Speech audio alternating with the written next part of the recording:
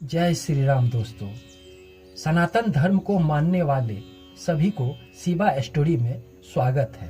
दोस्तों, हमें सनातन धर्म को आगे बढ़ाना है, प्रचार प्रसार करता रहो, इसलिए तो मैं इस तरह का वीडियो बनाता हूँ।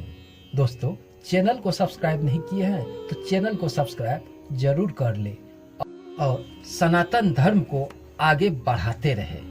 तो चलिए कहानी की ओर बढ़ते हैं। आज की कहानी है सीता माता को क्यों अग्नि परीक्षा देनी पड़ी थी।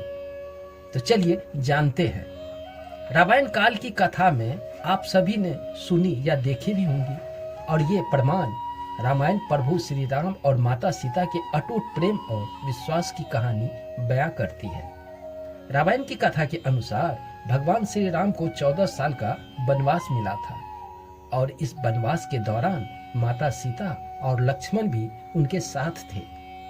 वनवास के कठिन समय के दौरान लंकापति रावण ने माता सीता का अपहरण करके बंदी बना लिया था, और इसी वजह से राम और रावण के बीच युद्ध भी हुआ था।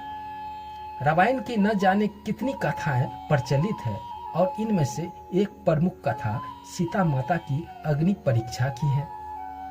वास्तव में ये बात थोड़ी सोचने पर मजबूर कर देती है कि आखिर माता सीता और प्रभु श्री राम के बीच अटूट प्रेम के बावजूद भी अग्नि परीक्षा क्यों देनी पड़ी। इस बात को लेकर भी कई कथा सुनने में आती है, लेकिन हमने इस बात को गहराई से जानने की कोशिश की।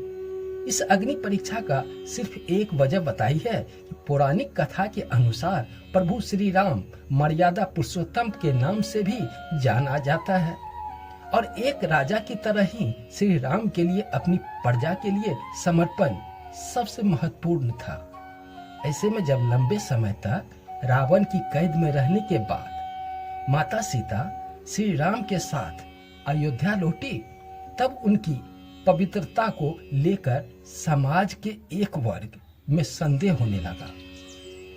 इस पर एक वृद्ध ने उन पर कटाक्ष करते हुए ये भी कहा कि ये भला कैसे मर्यादा पुरुषोत्तम जो ऐसी माता सीता को अयोध्या वापस ले आए हैं, जो कि रावण के पास थी और उनकी पवित्रता का कोई प्रमाण भी नहीं है। जब श्री राम जी को ये बात पता चली तो उन्होंने प्रजा के कल्याण के लिए माता सीता को अग्नि परीक्षा देकर अपनी पवित्रता को सिद्ध करने के लिए कहा। प्रभु श्री राम की बात सुनकर सीता माता अग्नि में समा गई। पद्म पुराण के अनुसार रामायण में एक नहीं बल्कि 2 सीता थी, पहली असली और दूसरी माया की सीता। अग्निदेव ने सीता माता को अपने सुरक्षा चक्र में रखकर कुटिया से गायब कर दिया। वहां पर सीता माता के प्रतिबिंब को रखा गया।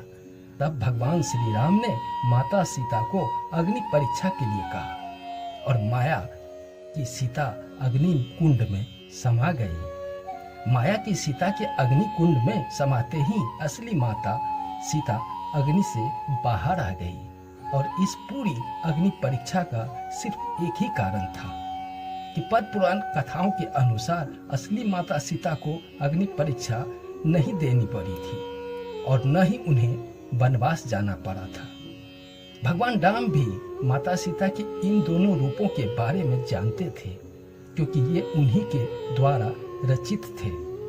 माता सीता अग्निदेव की पूजा करती थी, और त्रेता युग में ये धारणा थी कि अगर कोई व्यक्ति सच्चा है तो उसे अग्नि की कोई नुकसान नहीं पहुंचेगा।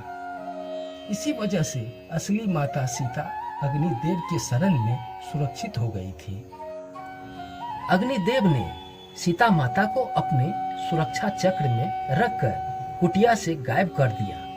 वहां पर सीता माता के प्रतिबिंब को रखा गया।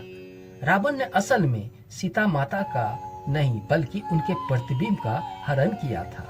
इसका संकेत इस बात से भी मिलता है कि जब रावण ने बलपूर्वक सीता माँ को पकड़कर रथ में बिठाया था तो सीता के पवित्र व्रत धर्म के मुताबिक रावण को जलकर भस्म हो जाना था।